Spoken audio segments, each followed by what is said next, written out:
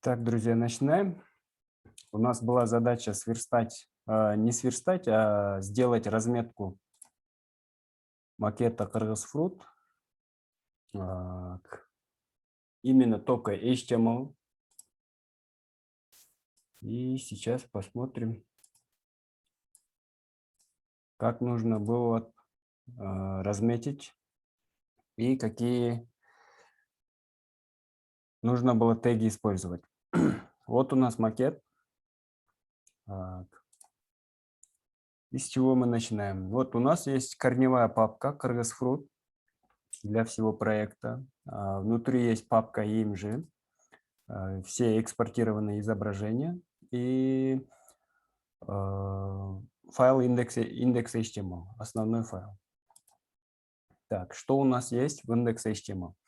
Здесь на самом деле какие-то теги еще я не прописал, оберточные такие теги, которые будут в будущем, они как бы понадобятся, когда мы будем уже указывать размеры, какие-то фоновые цвета, куда-то их, например, располагать, да, делить на разные блоки. Поэтому я и эти теги, например, не прописал. В основном эти теги – это тег div, который очень часто используется для того, чтобы задавать ширину, как бы группировать, куда-то двигать эти элементы. Мы очень часто будем использовать тег div. Я сейчас эти дивы не использовал, потому что если я сейчас их покажу, вы просто не поймете, почему этот div, для чего он служит, как бы труднее будет понять. Я вам сейчас покажу основные такие прям стопроцентные нужные теги. Когда, допустим, нужно будет добавлять CSS полностью верстать макет, то мы уже вот тогда посмотрим, как нужно добавлять вот эти теги, дополнительные, оберточные такие теги. Да? И вот у нас есть полностью сайт. Если мы сейчас посмотрим этот индекс HTML в браузере без каких-либо стилей, то он вот так сейчас выглядит. И давайте смотреть, для чего и почему я использовал эти теги. Вот получается, у нас есть основной контент, это у нас body. И начинаем делать body. У нас есть, например, верхняя часть. Это у нас как бы шапка. Шапка, вот этот логотип, навигация, это у нас header. Тег header. Внутри есть изображение, логотип. И на самом деле здесь можно еще добавить, например, ссылку. Поскольку логотип у нас постоянно ведет на какую-то, не то чтобы на какую-то, а на главную страницу, то у нас здесь тег А. И внутри есть изображение. Кроме этого, у изображения есть атрибут alt, где мы можем указывать еще дополнительно название компании, да, который будет помогать продвигать наш сайт, как бы SEO, вопросы SEO тоже, для вопросов SEO тоже очень важно использовать атрибут alt. И не только SEO, да, когда, например, на наш сайт попадут, например, люди, которые пользуются с экранными читалками, то экранная читалка им прочитает, например, логотип там, компании такой-то или там изображение чего-то. Да? То, что мы здесь прописываем в атрибуте alt, то и как бы экранная читалка прочитает. Тег header, помним, это семантический тег, который появился только в HTML в 5-й версии. Дальше еще у нас есть еще один тег nav. Это тоже семантический тег, который указывает основную навигацию. И что у нас здесь есть? Здесь у нас список, то есть вот эти навигации. Это у нас перечень ссылок, которые являются основной навигацией, да, которые являются основными навигационными ссылками. Поэтому тег UL для этого отлично подходит. И многие веб-разработчики точно так и делают. Как бы набор ссылок – это UL. Дальше лишки, и внутри ли есть ссылка. Главное о компании, продукции и так далее. Все ссылки пока никуда не ведут, это просто заглушки, поэтому вот если хотим сделать просто заглушку ссылку, то в атрибуте href ставим решетку, знак решетка. И тогда получается, когда мы вставляем решетку в коде, то ссылка как бы будет выглядеть как ссылка. На них можно кликать, но она никуда не будет вести. Здесь в адресной строке просто дописывается вот эта решетка. Так, дальше едем. Потом у нас начинается основной блок. Да, помним, да, что header и самый нижний блок footer, они почти всегда повторяются на всех страницах сайта. И получается, основной контент мы как-то должны выделять. И поэтому для всего основного контента у нас есть тег main, который уникальный. Да? На каждой странице содержание будет уникальное. Поэтому здесь main. И начинаем делить разные разделы. Первый раздел – это вот section. Есть еще второй section. Есть еще section и section. Это что за section? Первый section, первый раздел – это у нас вот этот блок, где у нас идет заголовок, подзаголовок, изображение, вот эти как бы информеры, да, и ссылка. Так. Дальше. Что у нас вот в первом блоке? Если бы, например, я писал бы стили, то этот раздел был бы, например, section class promo или что-то такое, где как бы мы основной, как бы первый экран, да, получается, который встречает пользователя. И поэтому вот здесь очень важно указывать заголовок. И какой заголовок? Получается, у нас здесь вроде бы кажется по размеру, что вот этот экспорт сухофруктов, грецких орехов, фасоли и меда как бы выглядит по размеру побольше, и кажется, что это тег H1. На самом деле H1 это у нас сухофрукты номер 1, да, в Кыргызстане. Это и есть H1. То есть, если смотреть на сайт как со стороны пользователя, он открывает, и как бы первый заголовок, то, что сайт предлагает, это то, что сайт продает сухофрукты, да, экспортирует сухофрукты Кыргызстана. Поэтому вот номер 1 сухофруктов в Кыргызстане – это первый заголовок первого уровня. А дальше экспорт сухофруктов, грецких орехов и так далее – это у нас заголовок второго уровня. Можно было бы здесь поставить и H3, и даже можно было использовать тег P. Но я посчитал, что, наверное, будет лучше, что как бы, поскольку это первый экран, который встречает, пользователь видит, что это сухофрукты, то есть поисковые системы тоже поймут, что сайт – это главная страница сайта, что здесь рассказывается о компании, которая экспортирует сухофрукты.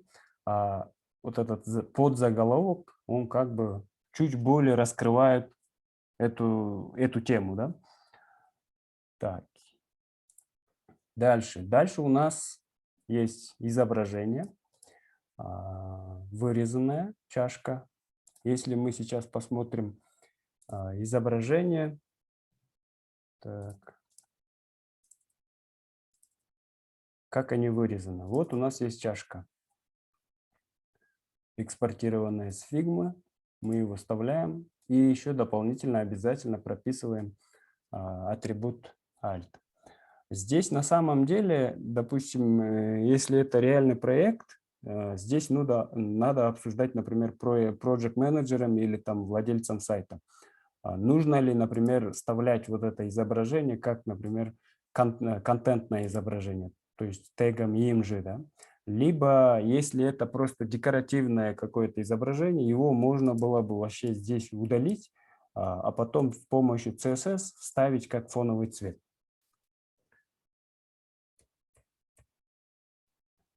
Но в этом макете я посчитал, что раз уж сайт продает сухофрукты, здесь чашка с сухофруктами, то как бы вполне, понятное дело, да, изображение просто еще больше раскрывает контент, где пользователь еще получает какую-то основную информацию, да, сухофрукты. И здесь пользователь, видя, какие сухофрукты есть в чашке, у него еще появляется дополнительная какая-то информация, да, какие виды сухофруктов, например, сайт может продавать. Поэтому здесь чашка вставлена как контентное изображение и использовался тег img. Дальше у нас идет вот эти статистики, маленькие такие информеры, где там компания говорит о том, что у них больше 5000 клиентов, там 1000 рейтинга и так далее. На самом деле вот эти информеры можно было бы сверстать, то есть разметить тегом table. То есть, по сути дела, это таблица, где есть заголовок таблицы, там, например, заголовок колонки клиент там, и так далее. Но с таблицами будут проблемы, когда мы будем верстать. Я здесь как бы просто поленился и использовал тег div. Div тоже как бы для таких элементов подходит. Можно было бы здесь поставить тег table, потом через CSS определить так, чтобы, например, th, обычно теги th, например, появляются сверху, да, выше колонки. Если бы я сверстал вот эти маленькие блоки, например, тегом table, то через CSS можно было бы, например, вот этот th спустить вниз. Но я поленился и просто прописал дивами. То есть один блок, один информер – это у нас div, родительский div, и все они как бы находятся внутри большого блока div. Еще один div есть, самый такой родитель, и внутри каждый как бы маленький элемент – это отдельный div, где тег span прописываем там количество и как бы ярлык, да, название. Так, вот так мы, в принципе, так тоже нормально пойдет. Таблица получается не очень такая большая, поэтому я просто использовал дивы. Если бы здесь было бы больше информации, как бы, то я бы 100% сверстал бы тегом table. Дальше ссылка. И когда я видел большинство ваших макетов, некоторые из вас вот здесь вместо тега А использовали тег button. То есть вот здесь писали button. Это ошибочно. По макету как бы вот это узнать подробнее ссылка как бы выглядит как кнопка, да? У него графически смотрится как кнопка. Но на самом деле это ссылка. То есть мы подразумеваем, что пользователь, который зайдет на сайт, почитает основной заголовок дополнительно, посмотрит здесь, например, статистику, и если он что-то захочет узнать еще более подробнее о компании, он может сюда нажать, будет как бы перенаправление на другую страницу, где будет описан как бы компания более подробно, да? Страница, где будет страница с более подробной информацией о компании. Поэтому вот здесь используем не button, а ссылку. Потому что эта страница куда-то ведет. Так, дальше у нас открывается другой section, другой раздел. Это очень такой большой раздел вот этими 3 товарами, то есть продукцией. потом идет описание, что продает, например, компания, и еще 3 вида продукции. Это большой section, где есть список. Первый список – это, получается, у нас вот список продукции. Ну, как бы понятно, да? Они выглядят по блокам одинаково, у них как бы однородная информация, то есть здесь описывается какая-то продукция, здесь описывается какая-то продукция и здесь. То мы вполне можем использовать список tag UL. И внутри каждого ли есть у нас изображение товара, подзаголовок есть, название товара, и есть ссылка Learn More. Пользователь видит изображение, название Learn More. И как видите, здесь в разметке у меня нет другого изображения, которое бы вставлял бы, например, вот эту стрелку. Эту стрелку я вообще даже пока еще не экспортировал, по-моему. Это декоративный элемент, его использовать, его прописывать в HTML не нужно. Я еще видел у некоторых, что тег здесь используется, вставляется img, и там туда экспортировали картинку стрелочки. На самом деле стрелочка – это чисто декоративный элемент, это не содержание сайта, поэтому его просто нужно вставлять только через CSS. И давайте посмотрим, как я экспортировал вот эти изображения. Здесь, если смотреть по стилям, у каждого изображения есть border radius, то есть закругленные углы там, в 50 пикселей. И я видел, что многие экспортировали это изображение как есть. Но я экспортировал другим вариантом. Если мы смотрим вот здесь изображение, то здесь нет никаких закругленных углов.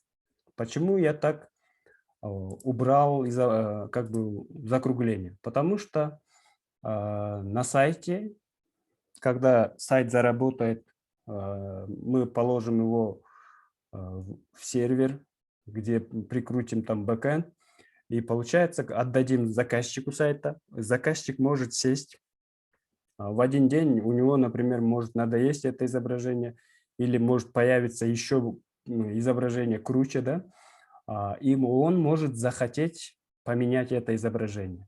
То есть он берет, там, например, вставляет другую чашку с другими видами продукции. И получается, он будет вставлять именно вот такое изображение, без каких-либо закругленных углов. И мы должны учитывать это, и закругление углов должны прописывать через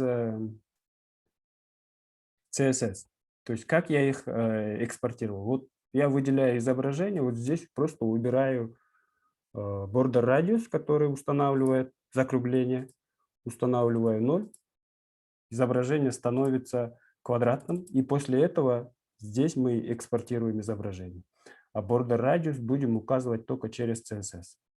Это будет идеальный вариант, потому что мы потом с помощью CSS зададим им закругление, и в любой ситуации, то есть когда владелец сайта будет загружать любое изображение в этот блок, то у него будут прописаны CSS-стили, которые будут закруглять углы.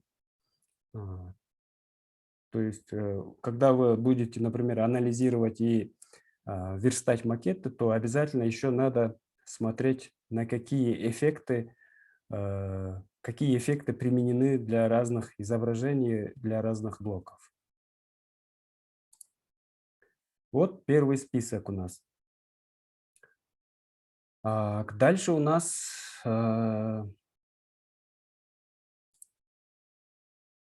открывается другой блок, где есть изображение и как бы описание продукции тоже, да? Что за продукты компания продает.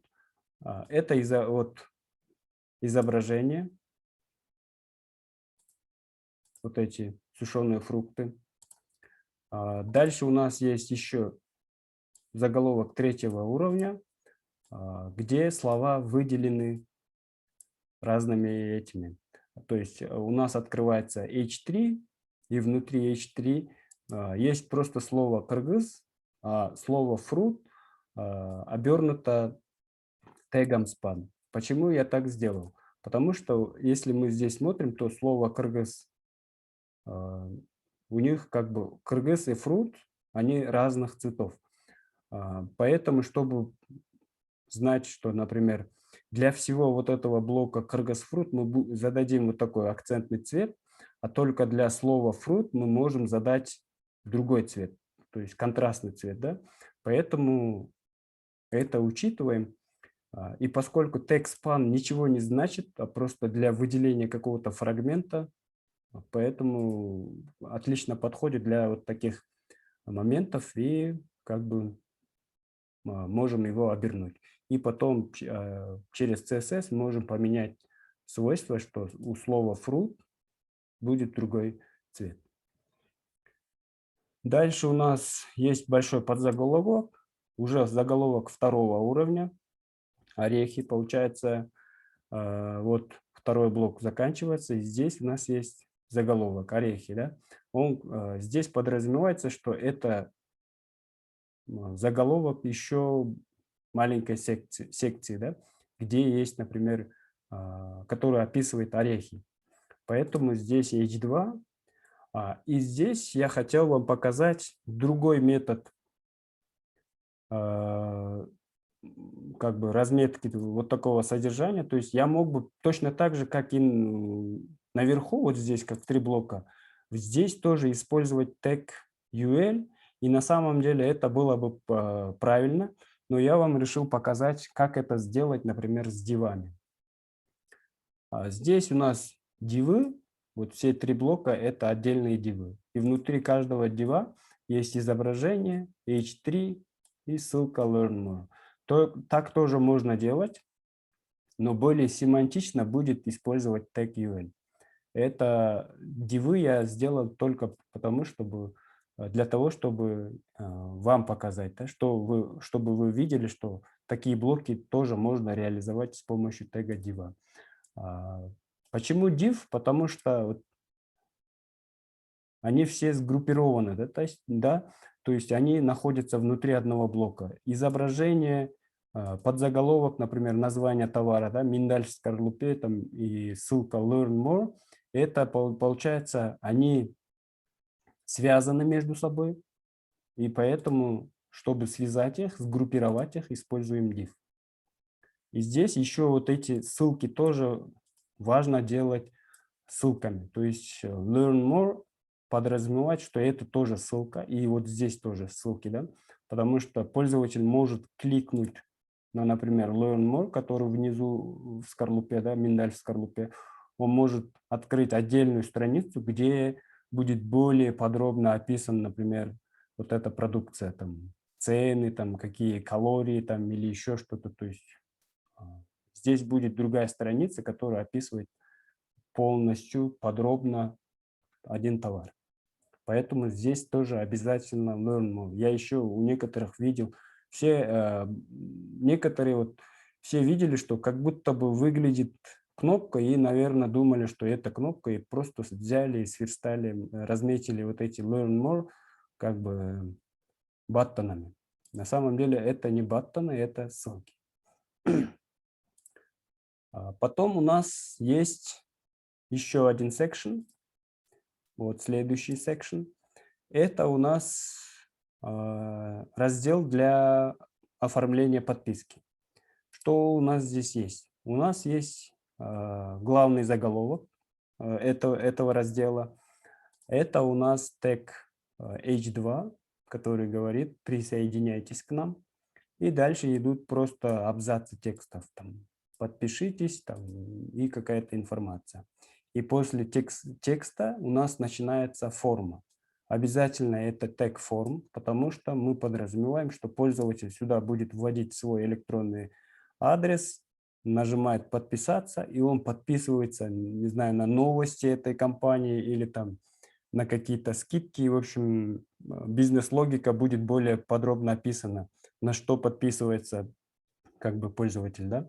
Но это форма, потому что эти все данные будут отправляться на сервер, поэтому тег form. Внутри у нас без каких-либо просто лейблов, без ничего вставлены input type email. То есть это поле ввода, где пользователь вводит электронный адрес. И у input type email есть placeholder, где как бы показывается подсказка, да, что туда надо вводить. То есть адрес вашей электронной почты это placeholder. И после этого у нас идет button. Вот здесь именно button, то есть это кнопка, которая отправляет форму и именно с типом submit. И текст подписаться. Так, и на этом у нас заканчивается блок подписки. Дальше есть еще один section. Это вот о компании.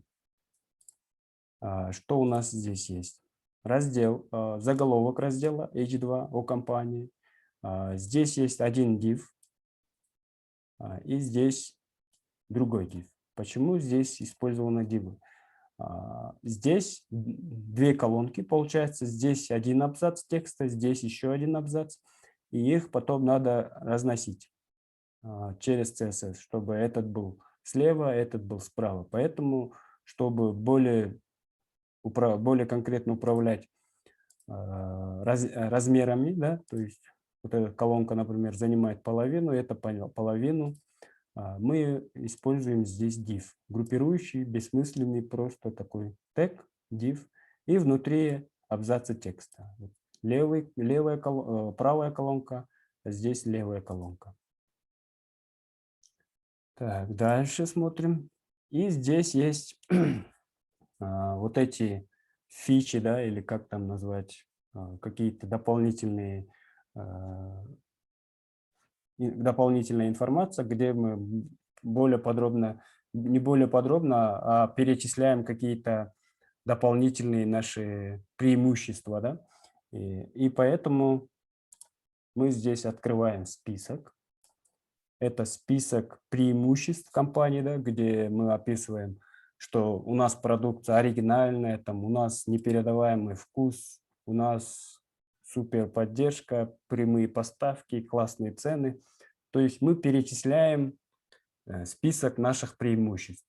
И, конечно, здесь отлично подходит тег UL. И каждое преимущество – это у нас ли. И смотрите, здесь в ли я просто прописал текст, который здесь есть. Оригинальное происхождение там, и так далее, и так далее. Вот эти изображения, они, по сути дела, являются как бы иконками. Это не контентное изображение, это чисто декоративные иконки. Поэтому верстать их, размечать их тегом здесь как бы не рекомендую. Здесь еще я видел, что некоторые вот так image, и там здесь изображение, например, иконку, да, вставляли. Вот эти. Поэтому иконки здесь убираем, просто оставляем контент. С помощью CSS мы их вставим. И вот у нас завершается основной блок, а остается только footer. Footer. И здесь есть divы. Первый div – это первая колонка футера. Вот эта колонка футера. В нем лежит тег A, img и тот же самый логотип, который мы вставляли на самом верху. Его использовали. Дальше идет абзац текста, где прописан адрес компании и там какие-то копирайты. Еще один абзац. Это получается у нас самая первая колонка в футере. Дальше идет второй div для вот этого блока. Вот второй div, заголовок там H4, features.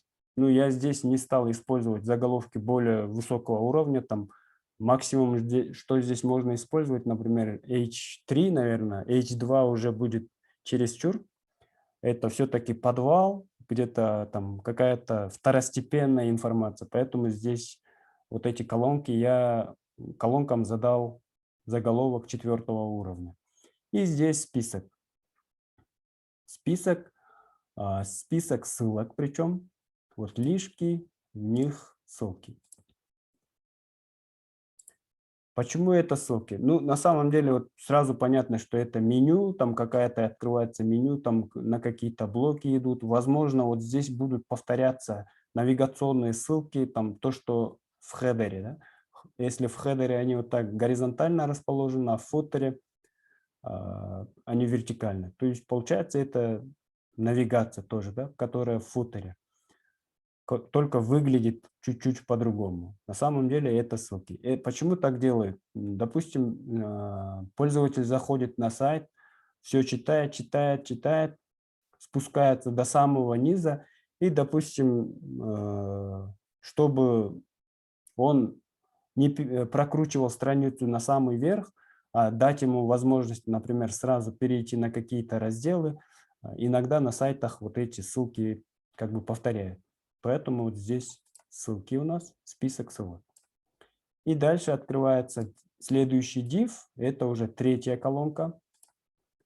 Колонка, где прописаны адреса, там дополнительные ссылки на почту, на телефон. Вот div, здесь тоже заголовок 4-го уровня. С помощью тега p вставил, например, координаты, где компания находится. И на самом деле, я думаю, вот здесь мог бы быть и, например, ТК. ТК с атрибутом href, где, например, пользователь мог бы кликнуть по вот этим координатам, и у него, например, открылась бы другая страница с картой, да, где он может посмотреть локацию компании. Да. Ну, вот такие неоднозначные моменты надо уточнять у заказчика или у проект-менеджера, что это ссылка там или просто текст. Поэтому я вот здесь просто поставил тег P. Ну, пока неизвестно, что это будет ссылка там или просто текст с координатами, поэтому просто использовал P. А вот эти остальные, электронная почта и телефон, это однозначно у нас ссылки.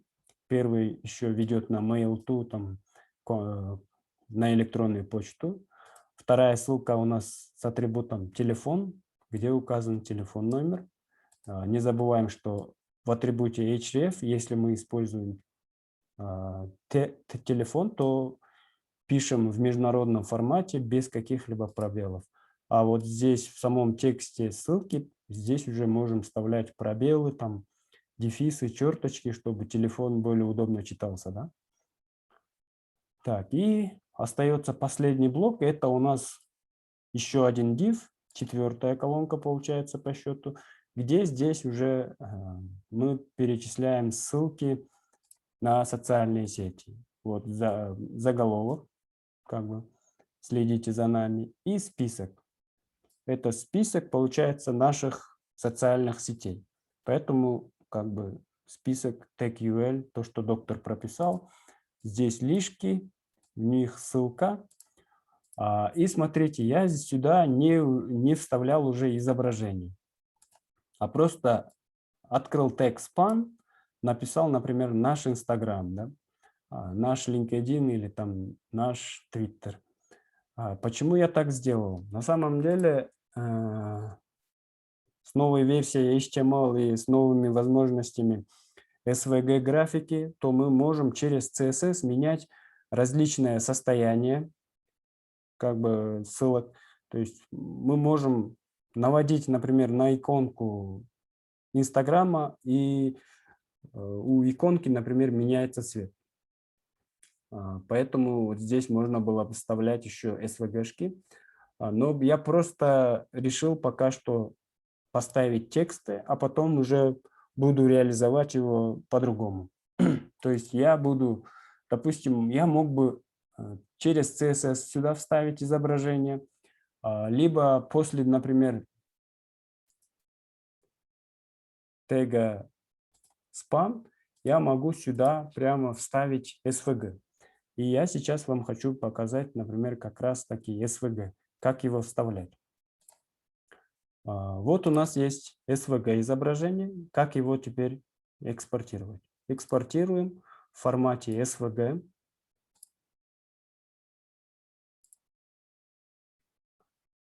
Так, рабочий стол, где там? Так, ну, пока что просто на рабочий стол его закинем, потому что он нам не понадобится как изображение и как его смотреть. Вот у нас SVG. Открываем его в интернет Microsoft Edge, SVG. Масштабируем. SVG изображения, они масштабируются без потери качества, потому что SVG изображения, они строятся через математические функции, там, где описываются, например, координаты там, кривых и так далее. Поэтому для иконок отлично подходит. И как сюда вставить SVG?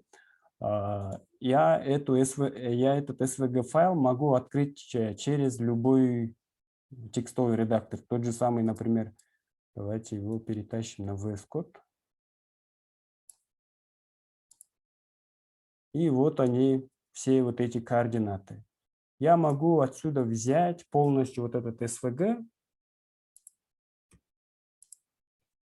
И вот после текста ставить его. Вот у нас А. Так.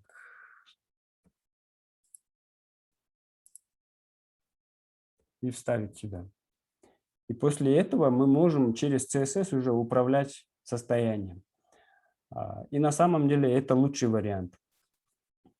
Потому что у нас есть текст, наш Инстаграм. Вдруг, например, если наши стили не подключатся, то пользователь увидит, что это как бы у пользователя будет показан, например, текст наш Инстаграм. С помощью, когда, например, ссылки, CSS-файлы и все такое загрузилось, то через CSS мы скрываем вот этот текст, да, на наш Инстаграм, и будет просто показываться SVG. Это удобно, поэтому я советую лучше всего использовать вот так. Еще раз скажу, наш Инстаграм, он будет показываться, когда нету стилей. Вот на странице сейчас нету никаких стилей, но мы видим, что здесь есть текст наш Инстаграм. Если бы я, например, через CSS вставлял бы фоновый цвет, то если бы здесь не было бы текста наш Инстаграм, то картинка тоже, например, бы исчезла бы, да, потому что стили не прогрузились. Третий вариант, я мог бы здесь, вот здесь все это убрать. Вот эти SVG, не SVG, все вот эти тексты убрать. А внутри здесь использовать тег img и потом сюда уже вставить картинку, маленькую картинку, иконки Инстаграма. Да? Но в таком варианте, когда я, допустим, ставил тегом img картинку, то у меня бы не было бы возможности, например, менять цвет иконки при наведении. То есть, допустим, сейчас вот стоит вот такой цвет. Если бы, например, макет был бы полностью, и там был бы описан поведение ссылок, то явно там бы, здесь бы был бы другой цвет. Например, на Инстаграм наводишь, пускай он будет, например, черный. И тогда, получается, я сюда вставил изображение, и чтобы поменять цвет изображения, мне нужно менять это изображение. Менять изображение на лету, например, я не смогу. Нужно подключать JavaScript. И получается, только после этого менять туда, подгружать еще дополнительное изображение там, с другим цветом иконки и показывать пользователю. Это не лучший вариант, потому что пользователь быстро наводит, быстро уходит. Да? Если у пользователя оперативной памяти мало в компьютере, то это прям моментально не покажется, потому что изображение при наведении еще должно загрузиться из сервера. Поэтому вот я здесь как бы не стал использовать img. Можно было бы использовать два тега img, если, допустим, нужно показывать два состояния иконок. Один по умолчанию показывается, другой, например, должен по наведению показываться, а первый скрываться. Это тоже заморочки там с JavaScript, поэтому я не стал вот так делать. Просто я рекомендую вот идеальный вариант вот такой. Мы сперва показываем текст. Если все окей, стили загрузились, мы через стили убираем наш текст, а просто SVG-шки их просто вставляем сразу инлайном. Чуть-чуть от этого HTML-код засоряется, потому что здесь SVG-шки, они разные. Здесь куча разных координат, как бы засоряется HTML. Но это самый лучший вариант. И сейчас многие так и делают. И другой вариант – это просто убираем текст и потом фоновым цветом через CSS вставляем. Вот и вся наша, получается, разметка.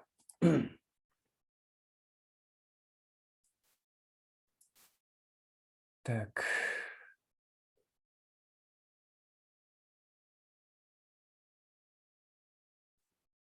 Давайте чат посмотрим.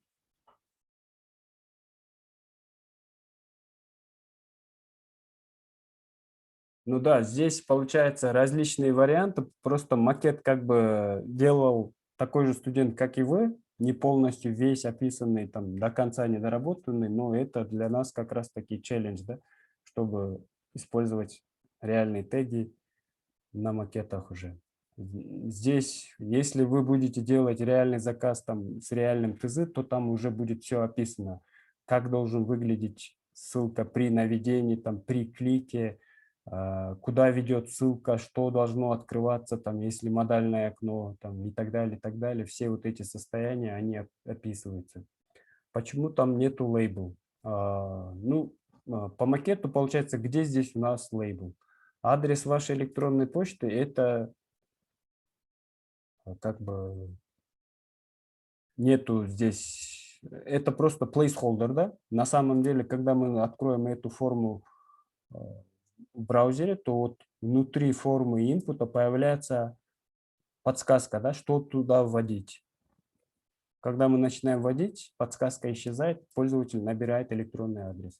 Поэтому здесь нету лейбла, потому что здесь как бы нету подписи формы. В идеале можно было бы сюда поставить лейбл, потом JavaScript его как бы скрывать, не JavaScript, а с помощью CSS. Ну, это маленькая такая форма, где уже нету каких-то больших блоков и инпутов, много инпутов, чтобы их каждый раз подписывать. У нас есть маленькая форма, одна форма, да, поэтому я не стал использовать лейбл. Так. Вот. Вот эти основные моменты. Еще раз хочу обратить ваше внимание, прежде чем вот эти ссылки размечать, всегда подумайте, а не это ли ссылка? Вроде бы выглядит как кнопка, как бы по визуальной части, да? На самом деле надо подумать, а не куда-нибудь ведет эта ссылка или там кнопка? Если подразумевается, что эта ссылка должна открываться на другой странице, там, открывать другую страницу, другой ресурс, даже если это будет поп-ап, модальное окно, да, например, пользователь может кликнуть «Узнать подробнее», здесь появляется большой поп-ап с описанием компании. Это тоже ссылка. Но с JavaScript мы это можем отловить и показать другую страницу здесь вот как поп-ап. А если JavaScript не сработает, то это, если мы правильно разметим, что эту кнопку как ссылкой, то пользователь кликнет, страница перезагрузится, откроет другую страницу заново. Да? Поэтому обязательно надо думать. И еще раз хочу отметить, нужно всегда анализировать изображение. С ними всегда трудно. Нужно ли его вставлять тегом EMG там, или это фоновый цвет. Еще раз повторяю, если когда вы, допустим, анализируете макет, вы удаляете изображение, и вы недополучаете какую-то информацию, то это тег EMG. А если ничего не меняется, то есть суть контента не меняется, то это как бы иконка. То есть вот здесь я, допустим, удалил человечка, я получил тот же самый контент, оригинальное происхождение сырья. Здесь могу удалить, например, вот эти ящички, то суть от этого ничего не поменяется. Поэтому здесь иконки. Так, все. Так, на этом разбор заканчивается. И переходим к основной части нашего урока. Мы сегодня познакомимся с CSS. Так, все лишнее убираем.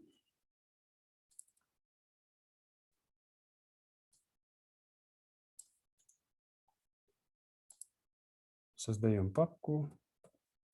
9 урок, например. CSS.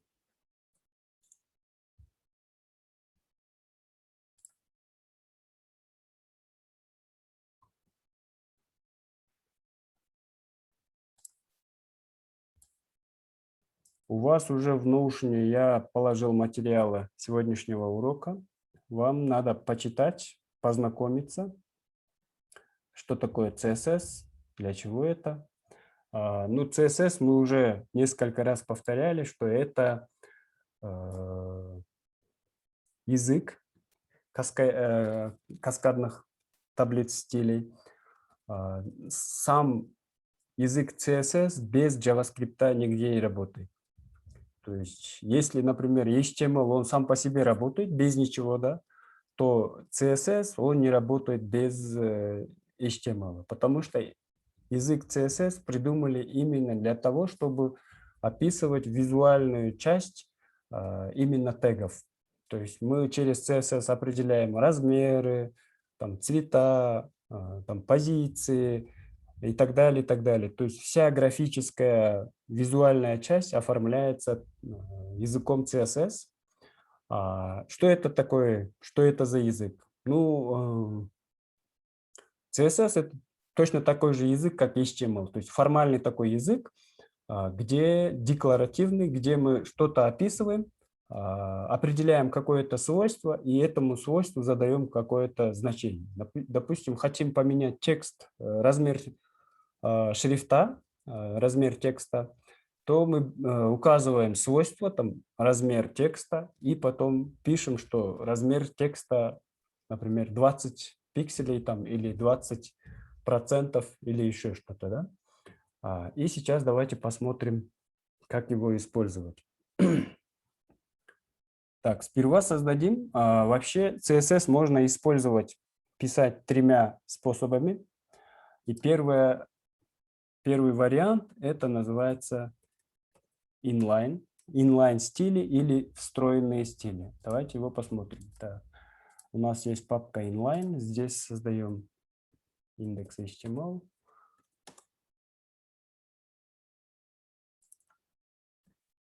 Так, ru.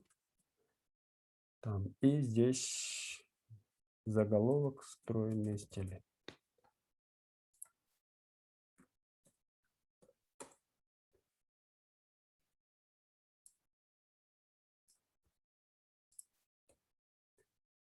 Так, вот у нас есть самый главный заголовок. И еще зададим, например, для примера абзац.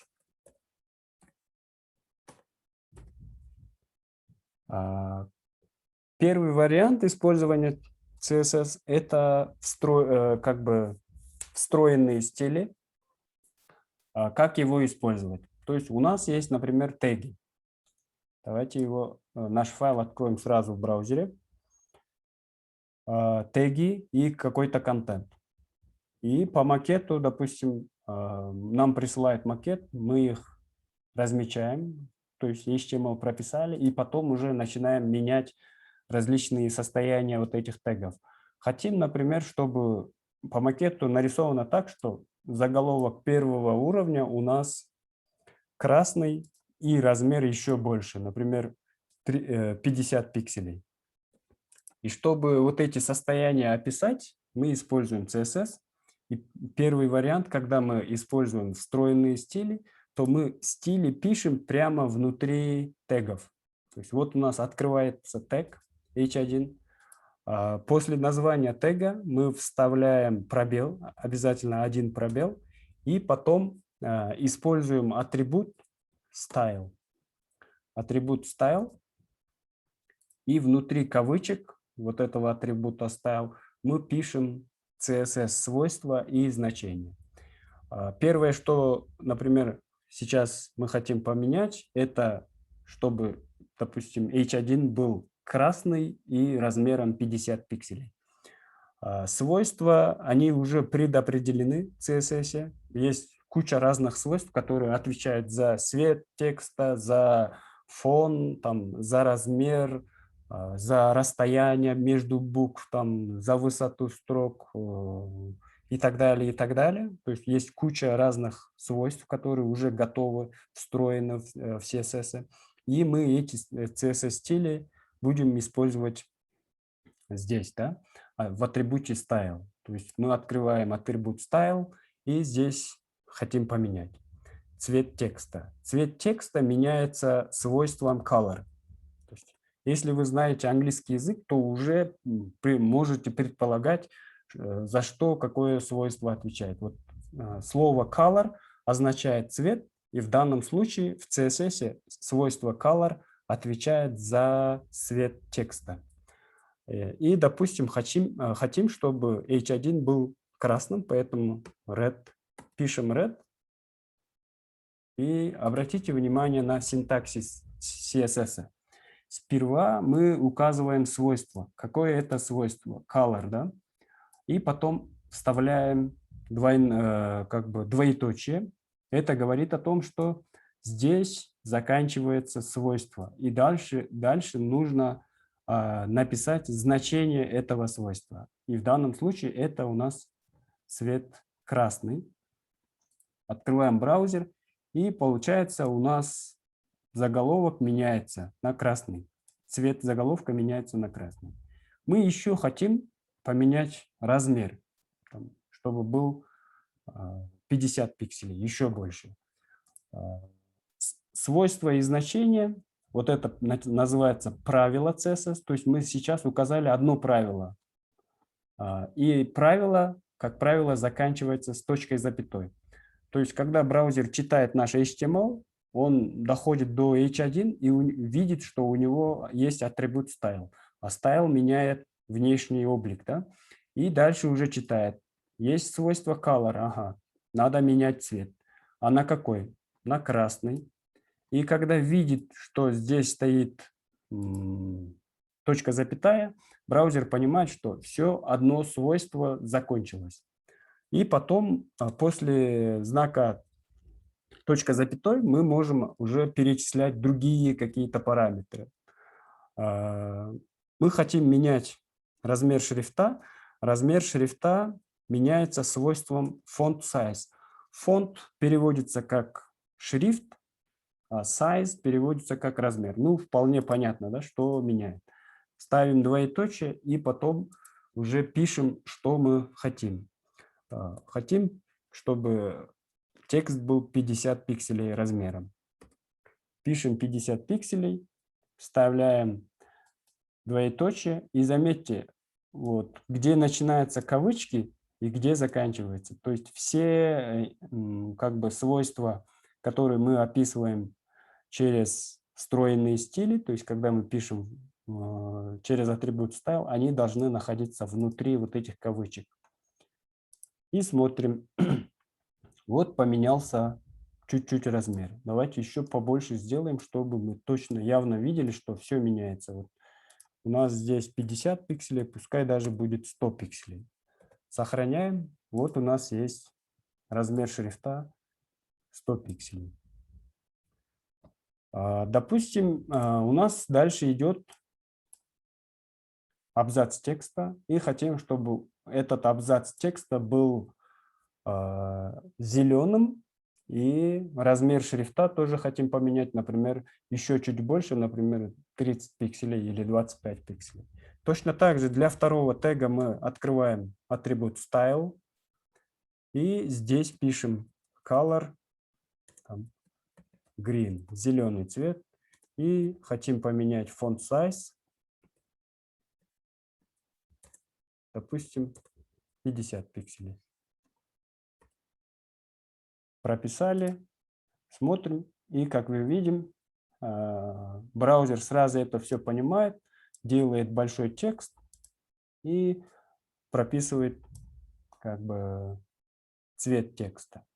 Это был первый вариант использования, получается, CSS. В чем неудобство? Мы вот эти про свойства будем еще разговаривать как бы более подробно. Здесь просто знайте, что мы можем не только указывать вот эти ключевые слова, да, когда указываем цвет текста, там red, green, black, white. Через CSS можно вот через слова определять цвет, но еще можно управлять цветами, там, различными форматами указания цветов. Это 16-ричное значение, там, SMIC, там, Hue, там, HSLA, там, RGBA, есть разные значения, но пока для простоты будем использовать слова. И эти слова определены уже в CSS, то есть red, green, там, основные цвета уже прописаны в CSS, мы их можем использовать, но на самом деле цветов там миллионы и миллиарды, поэтому в будущем мы будем уже использовать совсем другие значения цветов. Пока будем просто вот так, будем попроще.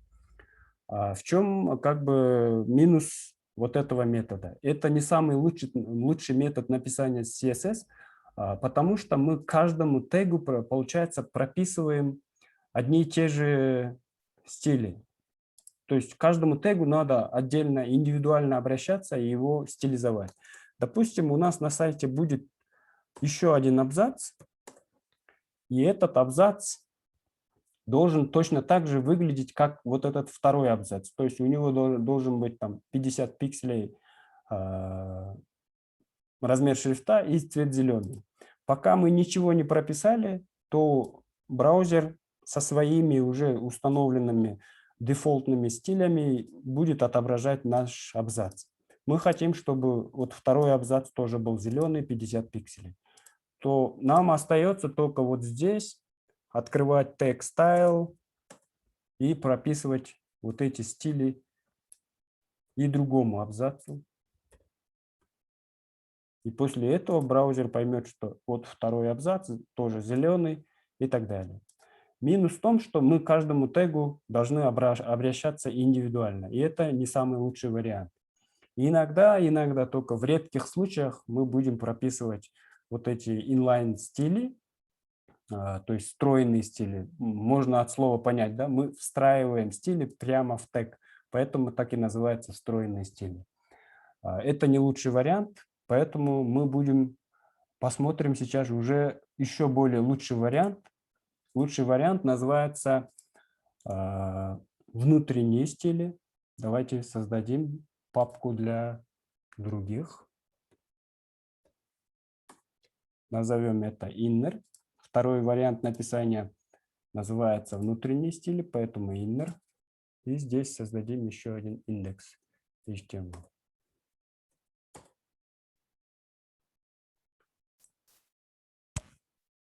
Так, представим такую ситуацию.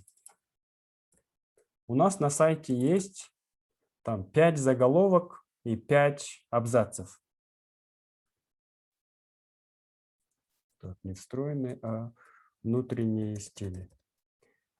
5 заголовок, 5 абзацев. Сперва давайте пропишем самый основной заголовок. Это у нас внутренние стили. И дальше нам нужно сделать 5 заголовок второго уровня. На сайте будет, например, 5h2. h2 умножаем на 5. Вот у нас есть 5h2. После заголовков у нас идут абзацы.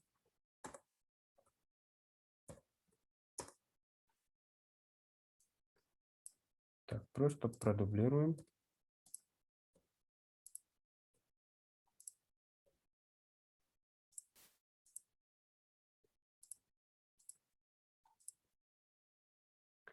Вот.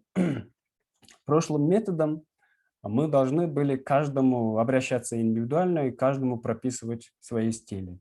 Второй метод лучше. Второй метод позволяет уже писать CSS для больших тегов. Чтобы писать внутренние стили, мы в блоке head, то есть вот у нас тег head, внутри тега head открываем другой тег, который называется style. И здесь мы прописываем стили. И это уже более продвинутый вариант как бы CSS, и здесь есть некие другие правила в написании. Так. А эти правила вот такие. Мы сейчас будем пользоваться вот таким методом написания CSS, и это называется правило таблицы. Сперва мы должны написать селектор. Селектор – это то, что выбирает. От слова select английского – выбирать. То, что мы выбираем. Мы, допустим, хотим на сайте выбрать все теги H2 и потом им задавать какие-то свойства. То есть хотим, чтобы все H2 на странице были красные, там 100 пикселей. И в таком вот формате мы описываем вот стили.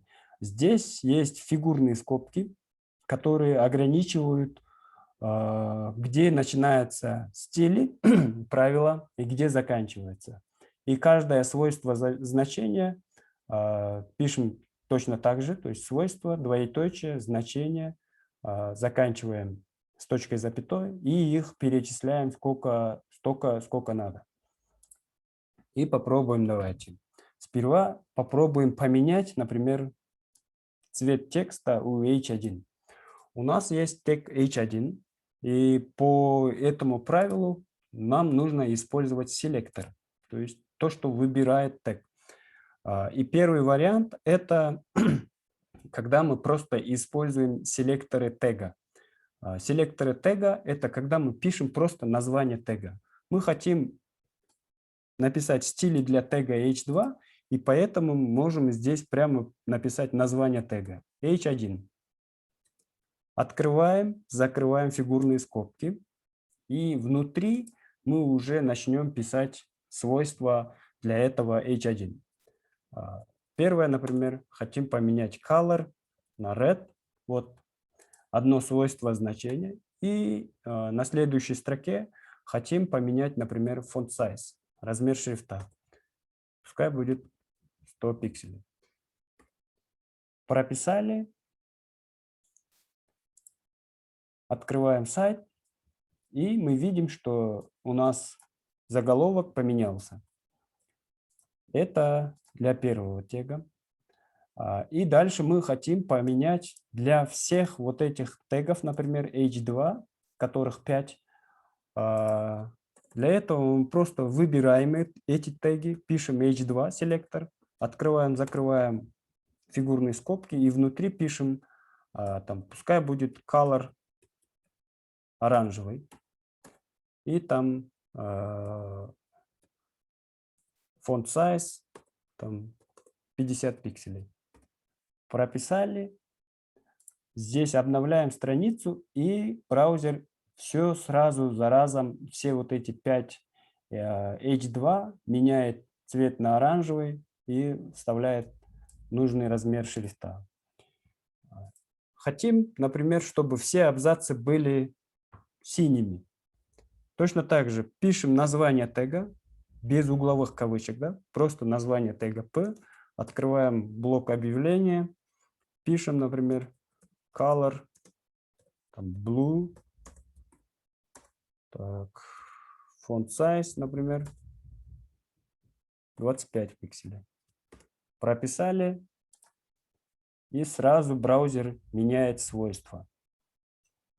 Это уже второй метод. Как вы видите, здесь уже лучше. Мы просто выбираем, пишем все теги, указываем стили, и все, как бы браузер всем тегом управляет, всем тегом прописывает нужный стиль.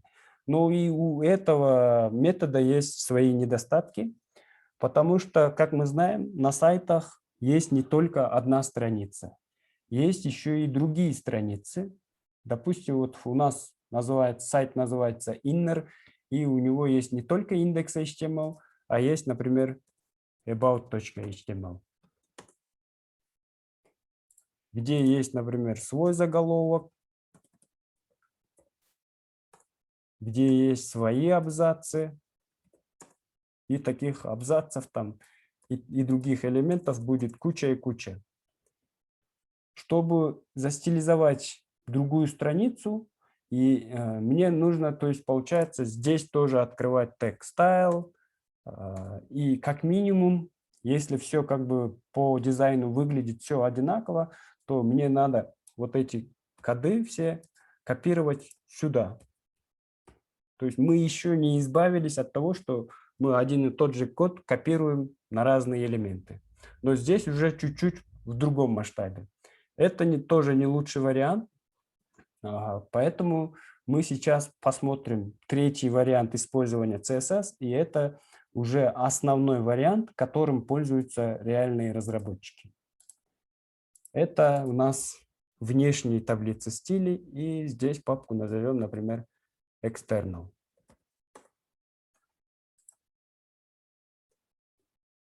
Индекс HTML. И давайте для простоты просто отсюда скопируем все, что внутри здесь. Сюда вставим. Здесь просто поменяем содержание. Внешние стили. А вот здесь style просто уберем. Так, сохранили. Давайте посмотрим в браузере. Вот сейчас никакие стили не работают. Третий вариант – внешние стили. То есть это когда мы CSS пишем отдельно в другом файле. И обычно как делают? У нас есть папка external, то есть это корневая папка нашего сайта. Разработчики хранят CSS-файлы в отдельной папке. Я создаю новую папку и называю эту папку CSS, где я буду хранить только файлы CSS. И внутри у нас будет главный стилевой файл. Их может быть один, там, два, неважно. То есть получается мы основную структуру пишем только в index.html, а всю графику CSS переносим в отдельные файлы. И в папке CSS мы создадим, например, файл style.css. Обязательно .css. Расширение уже другое. И браузер будет знать, что это стилевой файл, и его нужно обрабатывать соответствующим образом. И теперь мы хотим писать, например, стили в отдельном файле, но этот файл сам по себе на наш файл index.html он не подействует, то есть они не будут связаны, и их нужно связать. А связать нужно внутри тега head отдельным тегом, который называется link, то есть связывать.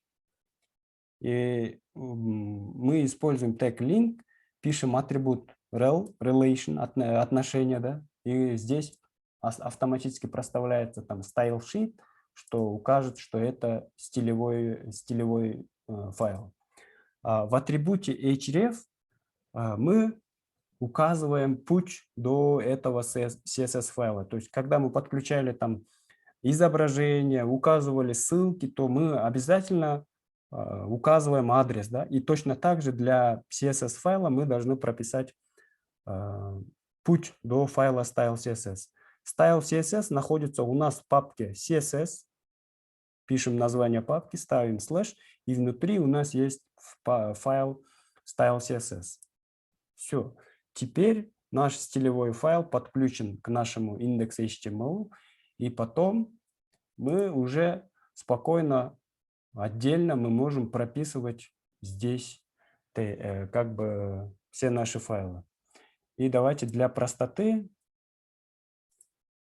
давайте точно так же пропишем. Как мы пишем? Мы используем те же правила, которые мы писали вот здесь, то есть в внутренних стилях, только без вот этих атрибутов. Вот мы меняли, допустим, тегу h1, пишем h1, там color red, font size, например, у нас был 100 пикселей. Написали, сохранили, открываем файл, вот, у нас стили заработали. Браузер уже знает, откуда брать стили, их подключает, скачивает и применяет то, что описано внутри Style CSS. Для всех, например, H2 мы тоже меняли. Там color orange, font size, например, был 50 пикселей. Поменяли. Все. Браузер точно так же работает. И для всех абзацев меняли тоже color.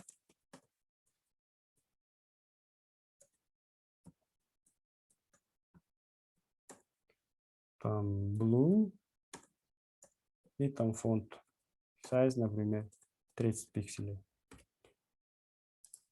Прописали. Все работает. Отлично. И теперь посмотрим еще один пример. Вот здесь мы в внутренних стилях мы двум папкам, как бы двум файлам копировали одни и те же стили. А как быть, когда мы используем внешние стили? Вот в папке external CSS, external мы создадим другую папку, другой файл, назовем его точно так же, about HTML.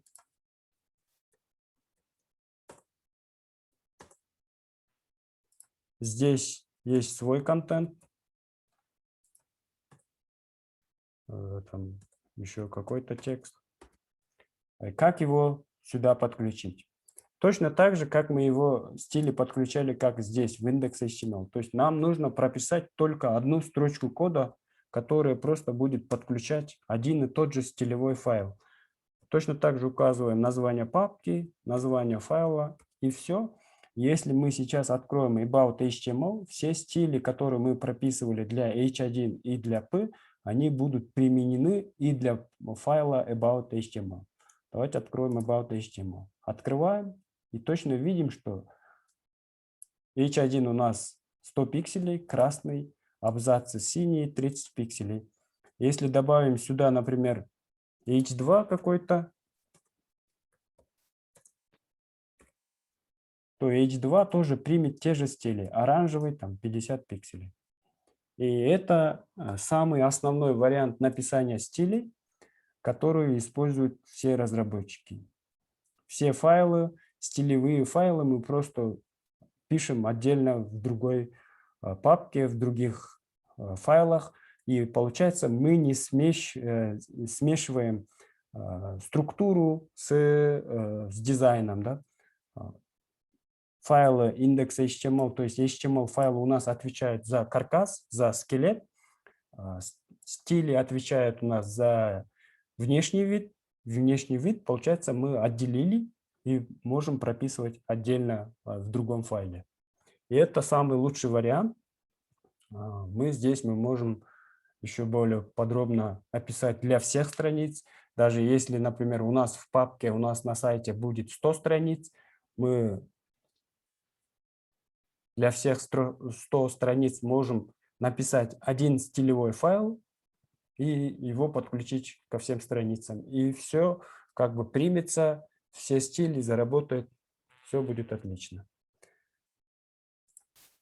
Так, и на этом у нас сегодняшний урок завершается. У вас в Notion, давайте я сейчас покажу, что у вас есть в домашнем задании. Обязательно прочтите материал, который у вас здесь есть. И у вас есть самостоятельное задание. Мы начинаем изучение CSS с книги. Это классная книга, называется «Большая книга CSS». И мы будем по главам, на каждом занятии будем разбирать одну главу. Сегодня у нас более такая подробная информация, там, введение, поэтому сегодня у вас задача состоит в том, чтобы прочитать сразу 2 главы. Первая глава из этой книги больше про HTML, там описываются какие-то основные нюансы HTML, а вторая глава чисто по HTML. Вам надо прочитать вторую главу этой книги, и в конце второй главы у вас есть упражнение. То есть сейчас вам надо скачать архив, переходите по ссылке, нажимаете вот здесь «Скачать». Давайте я вам покажу, что внутри в архиве. Так, на рабочий стол.